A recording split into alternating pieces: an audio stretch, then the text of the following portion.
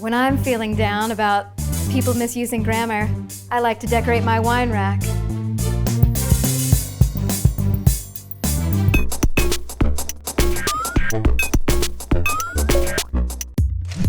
Okay, let's be honest. English is a tricky, capricious language full of contradictions, weird, inconsistent rules, and words that are their own antonyms, like peruse, which is often used to mean either read thoroughly or read cursorily.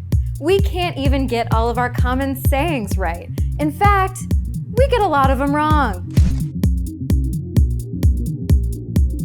All intents and purposes, this is an understandable slip, I guess, because it sounds very close to the correct version, all intents and purposes, a phrase coined by King Henry VII in an English Act of Parliament. It means in every practical sense. The mispronunciation has been popping up in speech and print since at least the 1870s, so you're not alone. Unless you're referring to Snoop Dogg's, Snoop Lion, whatever, referring to his album Doggy-Style, you probably mean dog eat dog. It's a corruption of the Latin phrase canis caninum non est, which states that dogs do not eat each other. Nevertheless, dog eat dog is meant to convey the vicious, every man for himself nature of life and society. To say something is tongue-in-cheek is to say it in an ironic, kidding, or non-serious way. Most folks think that the saying derived from the 18th century practice of actually one's tongue against the inside of one's cheek after saying something to show that it's a joke. Like this. Tongue-in-cheek doesn't make any sense unless you're at a butcher's counter or like you're a cannibal or something. This is getting dark. Let's move on. Okay, this is tricky. Is it a bald-faced lie or a bold-faced one? Both phrases are commonly flubbed, but they're both correct. They just have two slightly different meanings. A bold-faced lie, or bare-faced for our English friends, means one that is undisguised and clearly untrue. A bold-faced lie, on the other hand, or face, is one that is impudent or disrespectful, what Key and Peele might call churlish. Of course, there's a Venn diagram here, so many of these lies probably fall under both categories.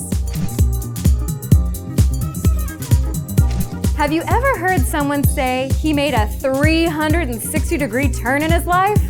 Unless the guy is right back where he started, that's probably not what you mean. Degrees aren't only a way to measure temperature and angles, they're also cliches people use to describe stuff. The problem is that these terms are regularly misused. A complete circle is 360 degrees. A half circle, meanwhile, is 180 degrees. This is the phrase one might use to describe a complete change from one extreme to another. A wallflower that becomes an extrovert overnight has made a 180-degree change. If he reverts to his shrinking violet ways, boom! 360. Here's an example of just how tricky English can be when people really put their minds to it. Literally used to be misused literally all the time. Get it? People would say literally when they mean figuratively, because for a long time, literally meant that something actually happened or was technically, inarguably true. But people used it as a dramatic exaggeration so often that in September 2011, the good folks over at the Oxford English Dictionary gave in and added the second meaning, making literally, like peruse, literally its own antonym. It means the opposite of itself now, thanks a lot. English speakers got it wrong so often that we changed the meaning of the word, literally. These are just a few often misunderstood sayings.